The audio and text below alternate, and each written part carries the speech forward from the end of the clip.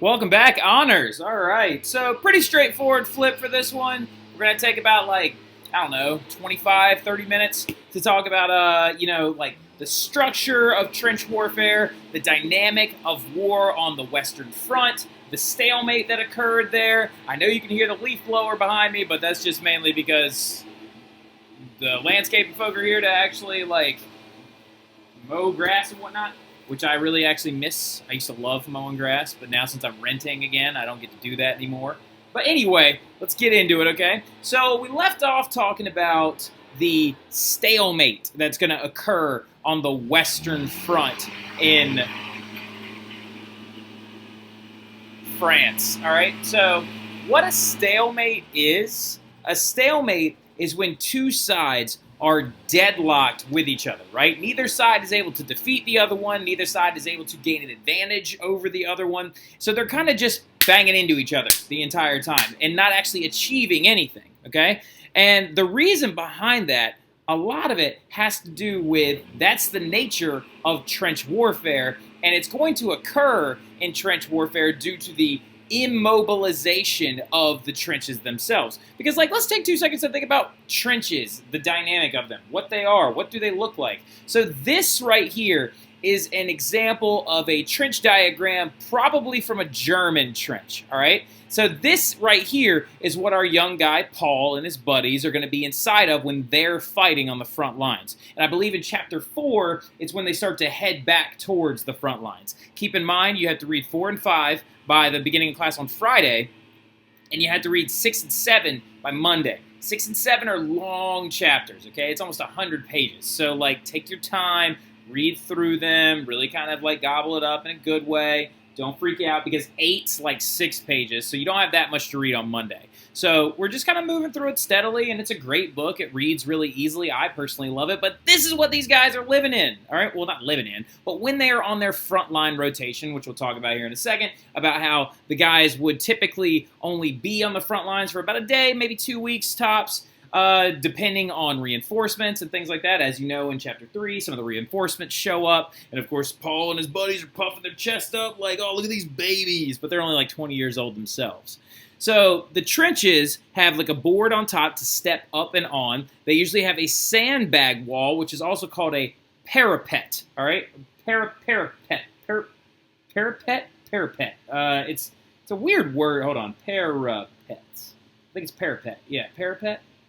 Yep, a low protective wall. All right, so a parapet is a low protective wall. You'll see that word pop up as time goes on, especially when a bomb goes off at one point, but I won't spoil it for you. Now, anyway, so this is what they're inside of. Notice that the other direction, this is facing towards the other enemy front lines. Now, this material right here, you need to put a heavy asterisk next to.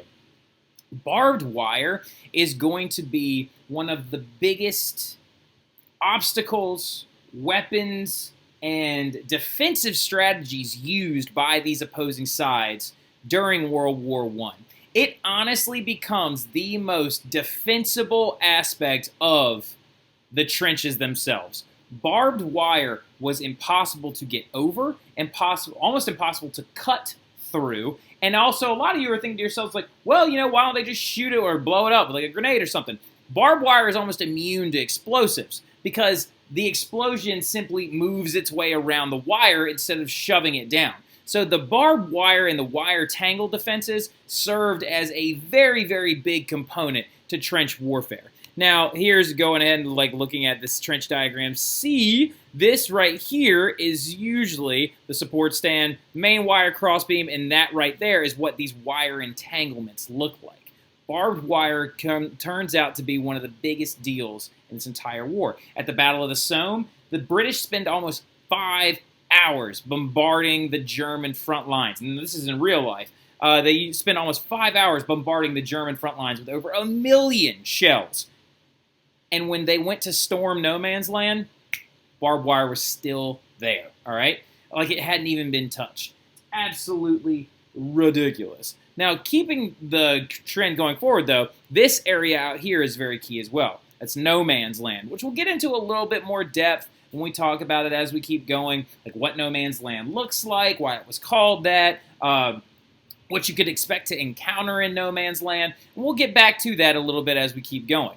So as you can see also, the trenches are not simple, uniform construction, one ditch and then it's done. It's actually an entire trench network, which led even further to the stalemate itself, because it's going to prevent the trench lines from being able to move. You have a large battle that you think you ended up causing a lot of casualties the other side, and you think that you can actually push them back. You're really only pushing them back a very small amount. Now, this stalemate is going to be absolutely brutal. It's going to cost the lives of millions of people, and as you can tell, it's going to be a very intricate dug-in process. So this right here, also something you can see. Notice the trenches are not just straight shots. They're actually much more like a zigzag, and that will be a question on your test, where I'm like, why were they built that way? Why do we think they were built that way? Why wouldn't you just build it in a straight line? Wouldn't that be way easier? Very good job, Ellie. You build it with these corners around it, so in case a grenade or an explosive device happens to make its way into the trench, all you have to do is go around one corner to avoid that explosion. Also, not to mention the fact that if one group of people were to storm all the way across no man's land, get over top of the barbed wire entanglements and into your frontline trench, by making it into a corner zigzag structure, it would prevent one soldier with a fully automatic weapon from posting up and just shooting straight down the trench itself. So that construction is very important, but also take a look at the fact that the network kept going backwards. Usually your artillery battery was in the very, very back. We will talk about the artillery batteries in this flip today. They're very, very important. And then you had your supply trenches, which is usually right here, or your support trench. And then you had your communication trenches that actually connected this entire network together. Now, some of y'all are like, these pictures, this is a picture. Yeah, here's another picture of them as well. This is the construction of trench warfare. You've got concrete blockhouses with machine guns in them, also known as pillboxes. You also have no man's land right here, and this is a more real-life demonstration of a trench. We'll talk about the difference between German and Allied trenches here again in a second, but as you can see, there were deep dugouts. German ones in particular could be as low as 15 meters below ground, and they were very well constructed.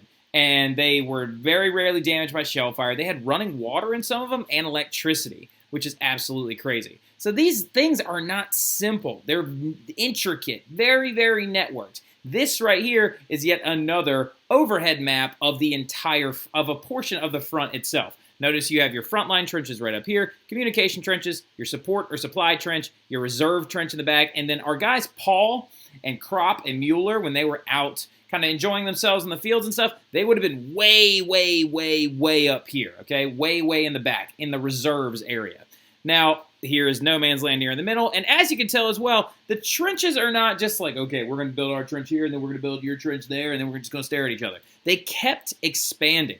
By the end of the war, the trenches were 440 miles long. This is an actual aerial photograph from an observation balloon of the trenches, and I believe this is in southwest Belgium and northern France.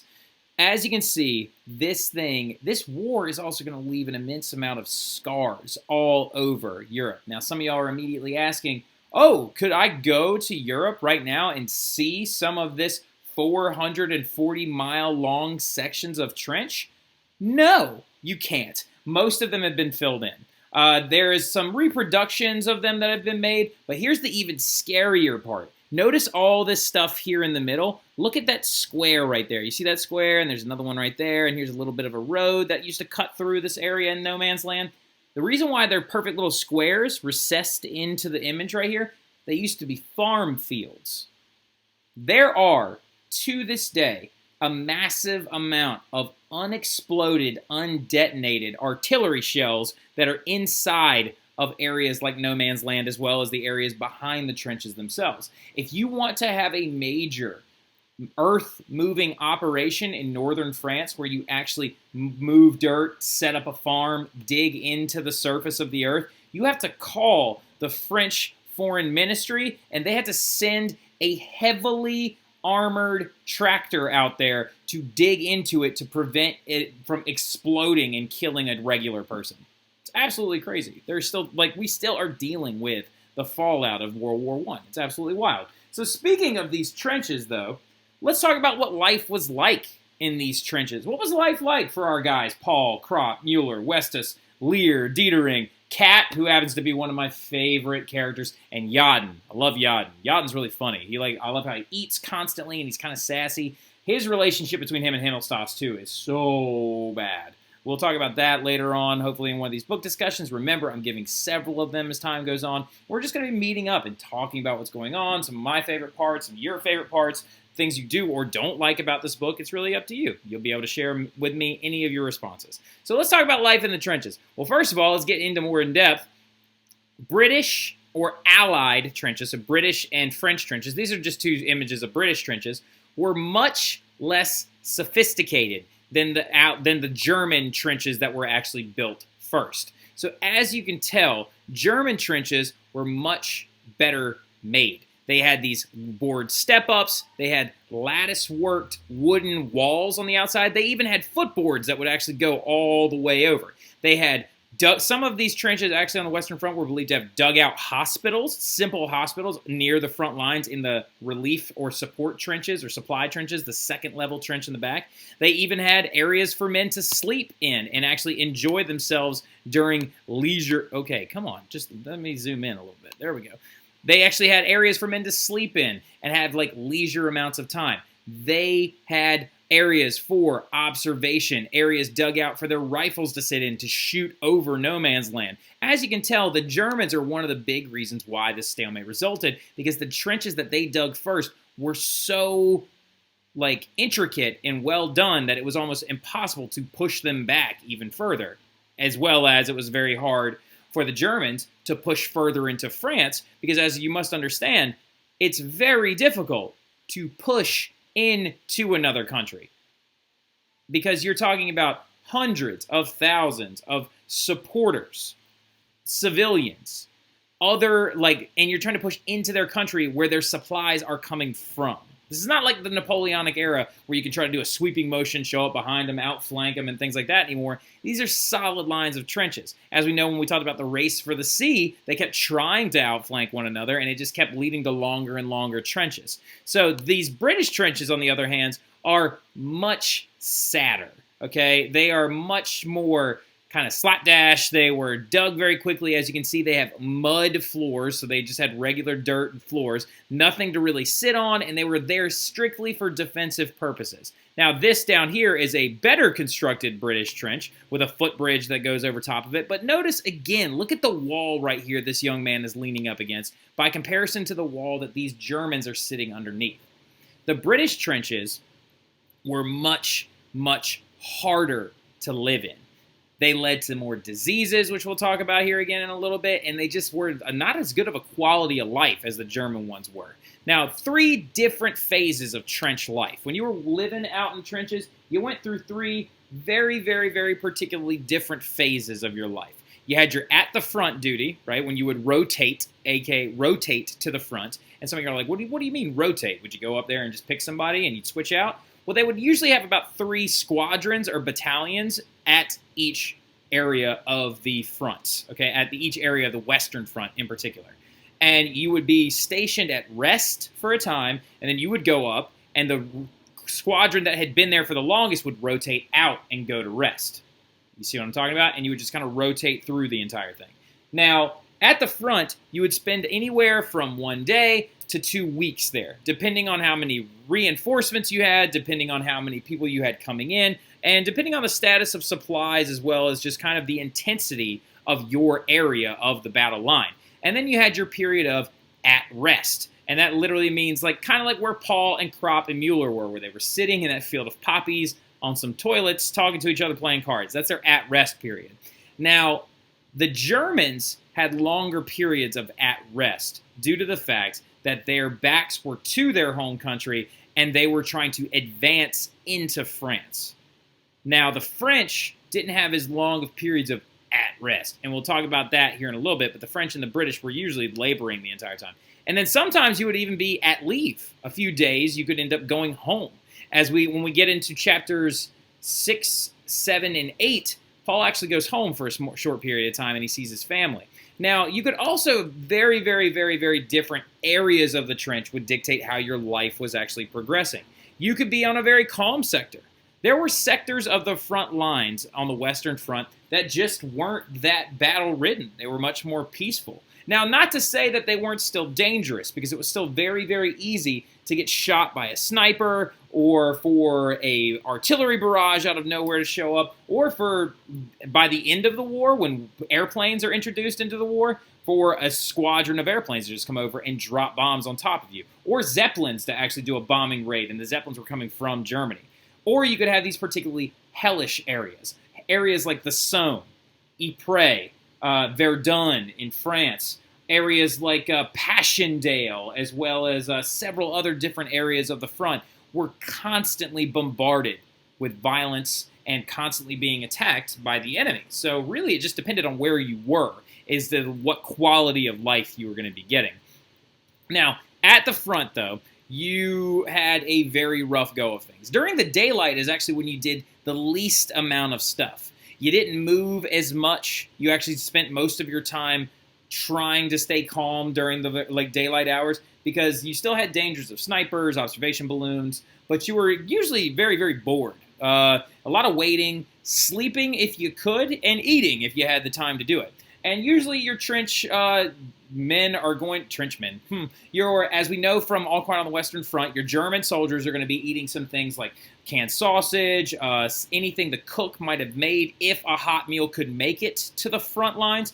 Beans. By the end of the war, they're going to be eating a lot of turnips. Now, we'll talk about that as we get further into the book, but the turnips are mainly just because they're kind of an all-weather crop, and they can grow in just about anything, and you can grow lots of them very, very quickly. My hair is looking grotesque. This is rough. Now, anyway, getting further into it, though, the British soldiers were usually eating a lot of canned meats, breads if they had it, and animal meat if they could find it. Now, a lot of dead horses, livestock, but they did not eat rats, all right? Some people will tell you, like, as time goes on, it's like, oh, yeah, they even ate rats in the front lines in World War I. Yeah, they didn't do that, because they're not stupid, all right? They're not going to eat a rat. However, rats were usually a very big problem, which we'll get into when we talk about the spread of disease and other things like that. It's just frustrating me so much. All right, so anyway, getting further into it, though, nighttime is usually when you did most of your working. You had a lot more troop movements, surprise attacks, usually a lot of fighting at night set off by flares, observation balloons, small fires would actually illuminate areas of the front to be able to move quickly. And then also, if you were going to try and attack the other side, it would prevent their machine gunners from being able to see you. Also at night, you usually had patrols or sentry duty, where you would be like on the front line looking over no man's land and listening to see if you could hear people move about. So most attacks were prepared for weeks and only lasted a few hours. For example, at the Somme, they bombarded, like I said, the French front lines for several hours and fired over 1 million shells into them. So they prepared that idea for weeks, and it didn't actually even pan out the way that they wanted to. My hair is getting so long, it's starting to curl on this one side, which is really weird.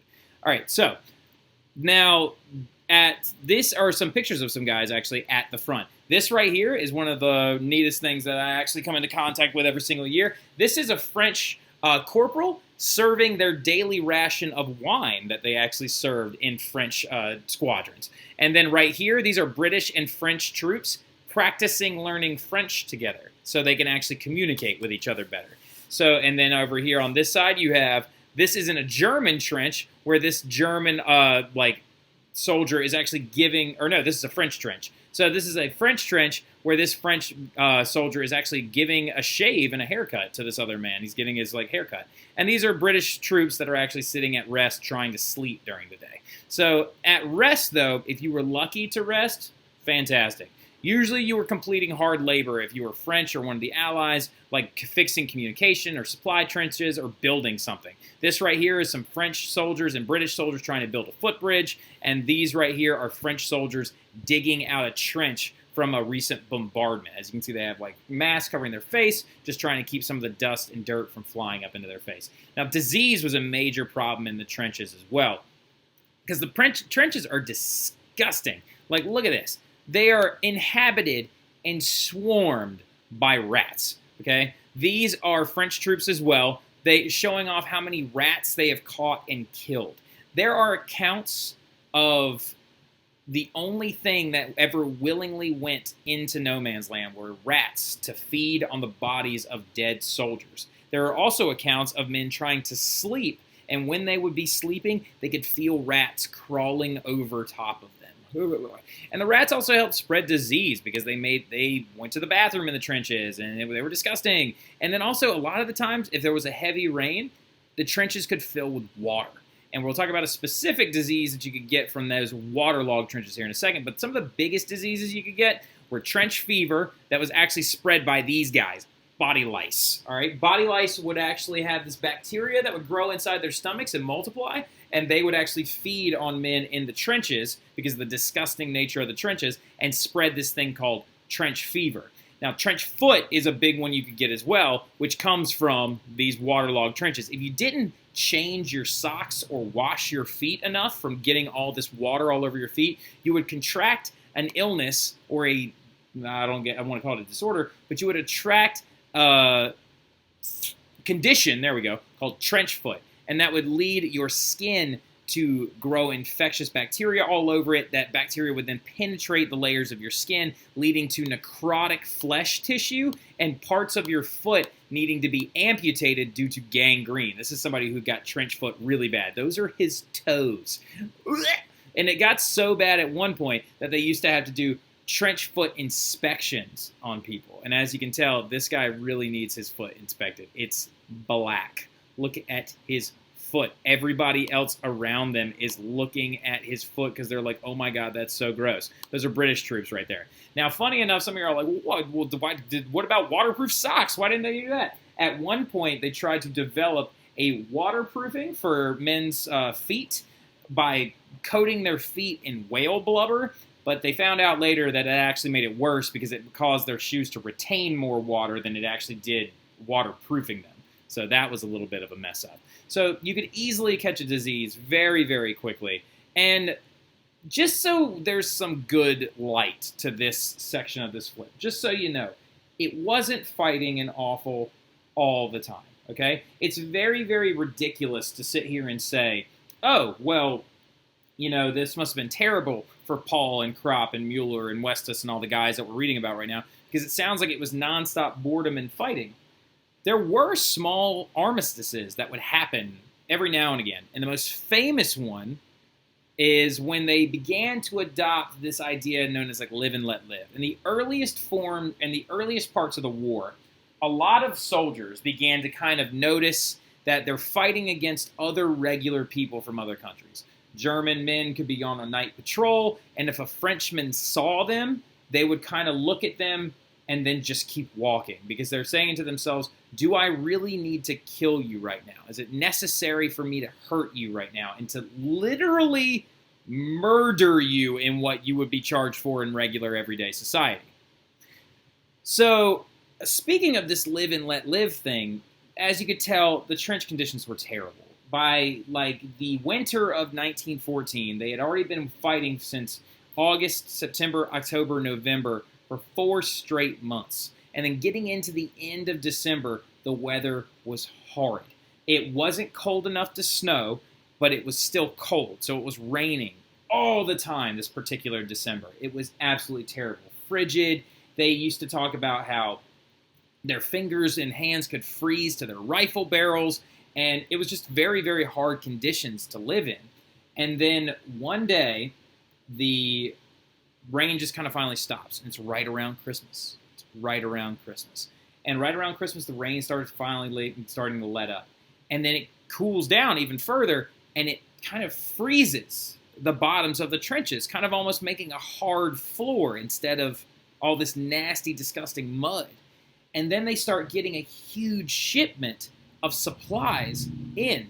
Both sides do. Both sides start getting huge shipments because it's the first Christmas that these men are going to be spending away from their families, right? And so the Kaiser sent huge boxes of cigars and a lighter, and then the Queen of England at the time sent like cigarettes in a little decorative case and like several other things. And they were receiving gifts from home and like silk scarves from their family members and cards and letters and like canned meats and breads and all these other things, which ironically enough became to be a big pain in the butt by the end of the whole thing because they didn't have anywhere to put it. So they started getting all these gifts and they were just sitting there in the trenches. And some of the trenches were still so waterlogged they had to hang some of the gifts from the ceiling, and it was really, really tough. And they start looking at all these things, and they're like, man, a lot of this is going to go to waste. A lot of this stuff, I'm not going to be able to eat all of it. It's kind of in the way. Like it might end up just getting buried out here. And then the 24th of December shows up, and it's Christmas Eve. And first of all, wasn't the war supposed to be over by now? Let's kind of jump backwards a little bit. Wasn't the war supposed to be kind of done by this point? Yeah? Over by Christmas? Wasn't that the idea? Well, it wasn't, and it was still going on. So right about Christmas time, there is a squadron of, I believe, Irish soldiers, I think it's Irish soldiers, that look over no man's land, and they see little glimmers of light. And they think, at first, that it's a group of men about to try and shoot off a flare so they can bombard them. So they let off a couple of shots at it and things like that, but then no shots get returned. And then all of a sudden, they start hearing a song getting sung. And the light wasn't light from a flare. They were small Christmas trees with candles set inside of them that Germans were putting up. And they were singing, I can't remember how to say silent. Hold on, I gotta look it up. Silent.